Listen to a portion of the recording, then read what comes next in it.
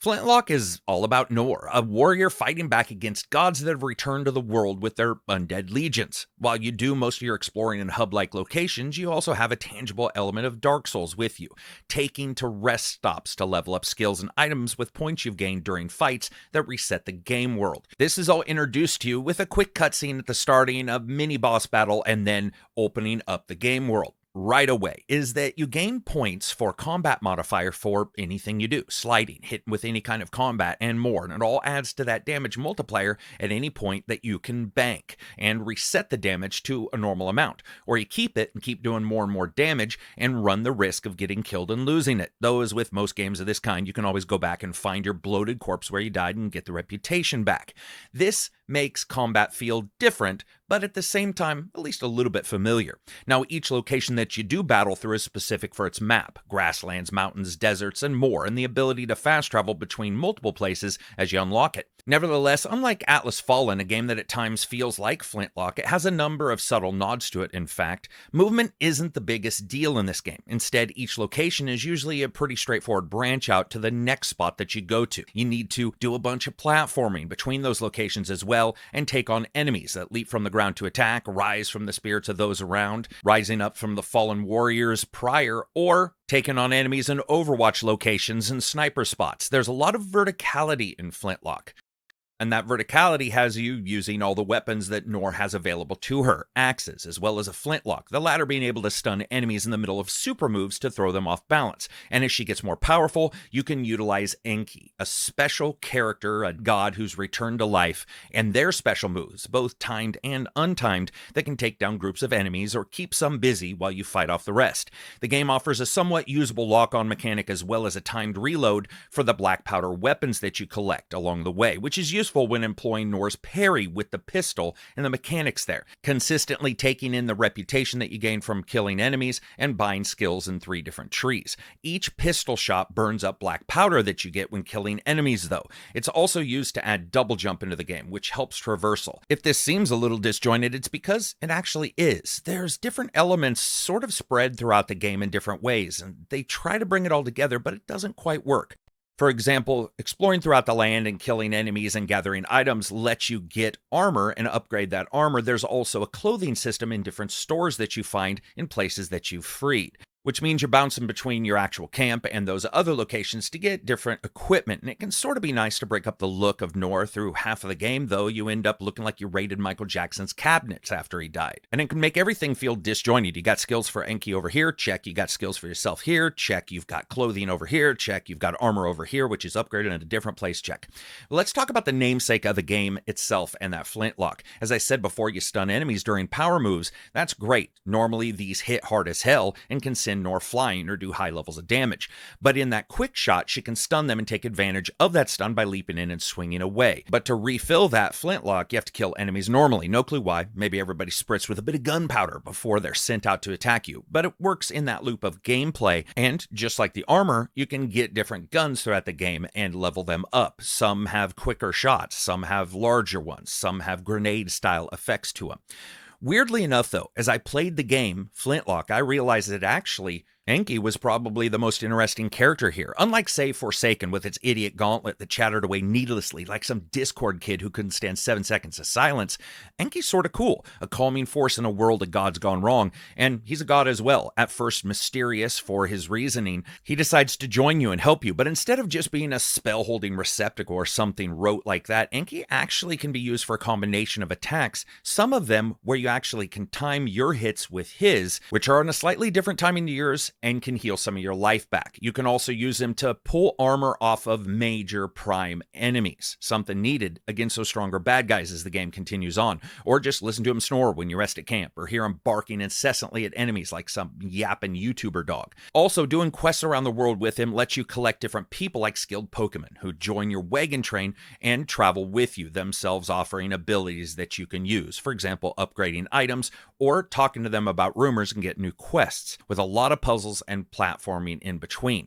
That's one thing to take away from this game. Platforming is a big deal here, and not necessarily as smooth as I would like. Certainly with the double jump and the ability to dash, you do a lot of flying around, but it never necessarily gets off the ground too much. And another thing that doesn't is performance. Not very good. It doesn't make any damn sense. I'm not sure a patch of a patch of a patch is something that can be a thing, but I feel like it's probably going to need a couple to get up to where we expect, because this thing is just straight up Leonardo DiCaprio and everything when it comes to frame rates. Always about 30 lower than it should be. We're talking 50, maybe 60 FPS at best at 4K native with ultra settings on a 4090 and a 7800 X3D with 64 gigs of RAM. That's an average, and you can see it skyrocket in some places, but without DLSS, this thing is rough. Now, with DLSS, you jump up into the hundreds without frame gen, which is a nice save, but astronomically underperforming for what it looks like, especially when the world is this basic and generally anemic. The game's got a couple settings and the bog standard advanced settings. However, as we see with many titles like this, they tie a huge number of these settings into a general catch-all, resulting in you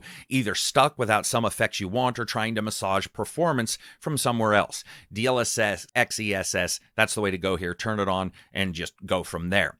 Another place that this game has some issues is sound, but I want to talk about the main gameplay audio. One severe issue that I could never fix no matter what is it is really terribly mixed. There isn't any good 3D audio, almost regardless of the settings when you're in combat, and everywhere, no matter where you go, sounds like everybody is right on top of you. I'm up in your head, motherfucker kind of audio throughout everything. And it lends this closed off, almost claustrophobic audio presentation where it can be quite disconcerting to hear some sounds of battle, turn around, and all you see is a wall. You go around that wall, and there are some guys 40, 50, 60 feet beyond that. You can fix some of this if you want to do your own EQing above and beyond, normally fiddling with it, but it ultimately results in a game where you spend half the time thinking to yourself, is that guy behind me, or right behind me, or somehow in front of me? Let me give you an example of just how bad this can be right now, even with a normal stereo setup, headphones or not.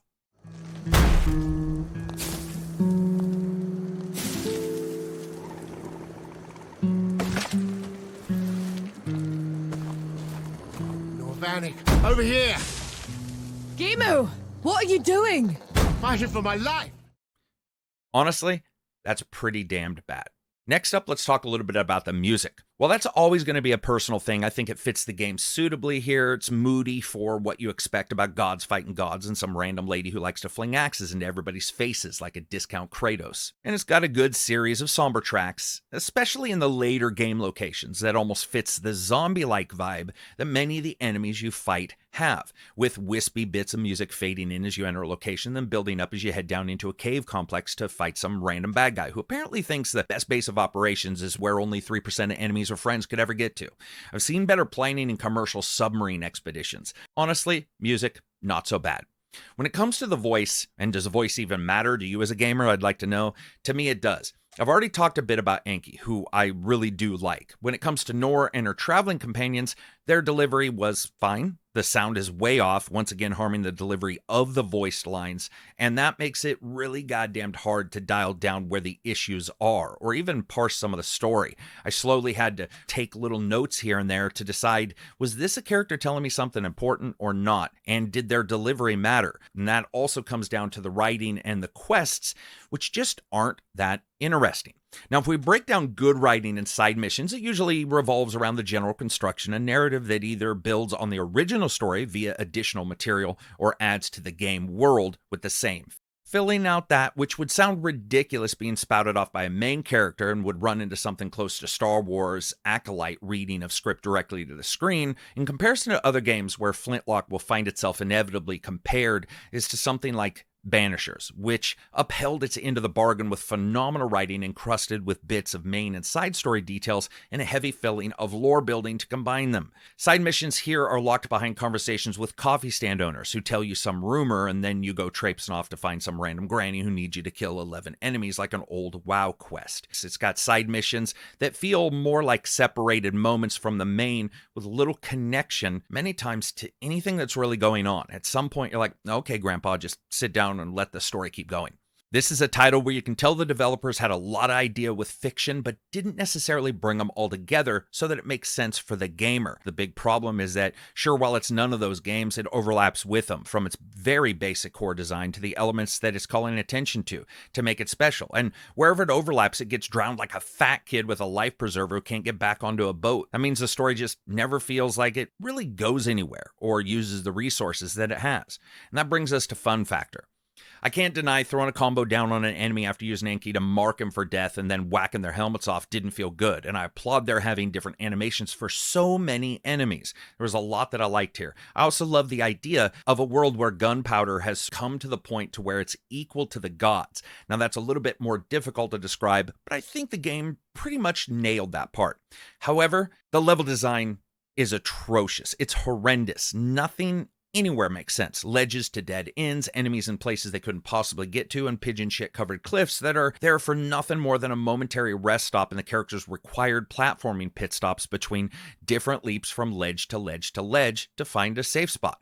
The worst yet is that the game consistently tries to sell you the fiction of this being a real place. Now, this is a place that saw gunpowder eclipsing magic, but I'd be like 3 times more goddamn stunned by how all these random ledges worked without a magic fox by everybody's side. I don't care if Dolfar the Ever Judicious could shoot the ass end off a crow at 300 yards. If his best friend Bun Bun was somehow ever able to use a series of steps in the back that was missing half its parts and looked like something Escher had wet dreams about, that'd be more proof of magic than any of the gods returning.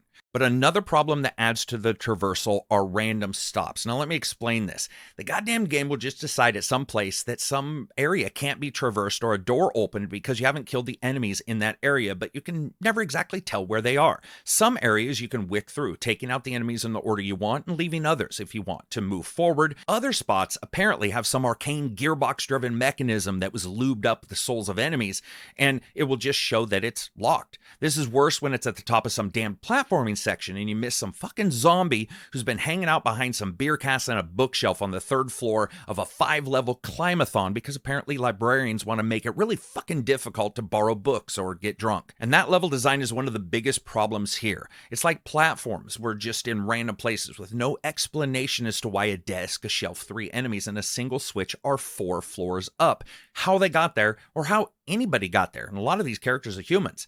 At some point, I realized Flintlock's surprises weren't as much in the gameplay. It had, but was in what it was missing. Sure, Enki's awesome, but not everyone's going to feel that way. Him yapping at enemies and living at their feet when he runs out of Fate Musk or whatever it is a godly fox can rub against enemies to mark them for death is cute. It's funny even when it wears off. But the combat, regardless of the difficulty you put it on, just doesn't come together, nor does the world, nor does the character, nor. Ultimately, you're left with a bog-standard hack-and-slash game that doesn't have the mobility of, say, Forspoken, but is about 100 billion times less annoying when it comes to the main character and the side characters. However, that game actually delivered its story a lot better. And then you have games like Banishers that really ended up nailing the writing, where this one doesn't. And then you have the sound and performance issues.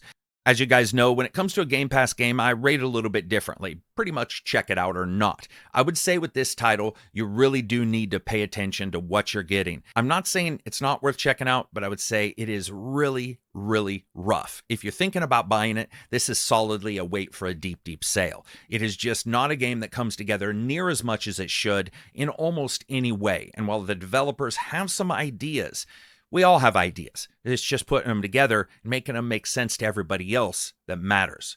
Check out the channel for more reviews coming your way. Podcasts, patrons, you can jump in, hang out with us, play games, stream them, talk about everything in an awesome environment. Peace out.